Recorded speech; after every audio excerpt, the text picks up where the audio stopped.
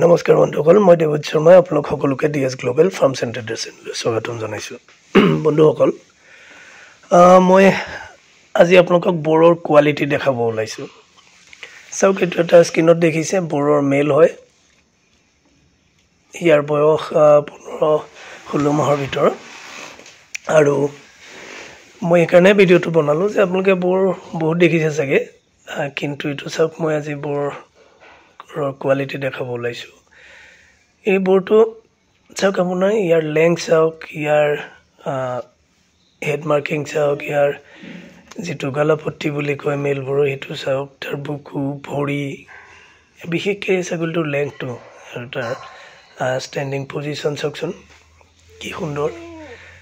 মই ভিডিঅ'টো দেখুৱাই এইটোৱে উদ্দেশ্য যে বৰ সাধাৰণতে মেল এটা কি ধৰণে হ'ব লাগে।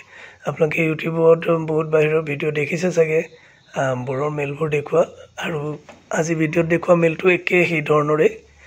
আপুনি ভিডিঅ'ত একচুৱেলি ইমান ভালকৈ ধৰিব নোৱাৰে, কিন্তু যেতিয়া আপুনি লাইভ দেখিব আপুনি গম পাব যে কিমান এটা হিউজ ফিগাৰৰ।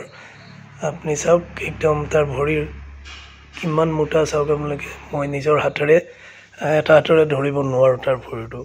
আৰু লেংথ চাওক কিমান দীঘল ছাগলীটো। আৰু লগতে দেখিছেনে বুকুখন ওলমি আছে। আপোনাৰ সেই ক'লা অংশটো শিহুৱাৰ ওচৰত চাওক, সেইখিনি ভাঁজ লাগি আছে আৰু খুব সুন্দৰ কোৱালিটিৰ। ই একচুৱেলি আৰু ৱেইট গেইন কৰিছিলে, তাক ব্ৰিডিঙৰ কাৰণে ৱেইটটো কণ্ট্ৰলতহে ৰখা হৈছে। এতিয়া প্ৰায় 85 মানত তাক ৰখা হৈছে।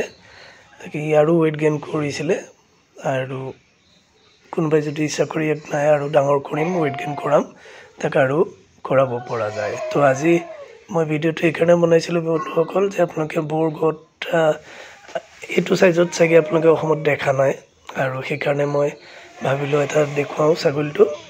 আপোনালোকে ছাগলীটোৰ কোৱালিটি কেনে দেখিলে মোক কমেণ্ট কৰি জনাব। আজিৰ ভিডিঅ'টো ইমানেই আছিল। ধন্যবাদ।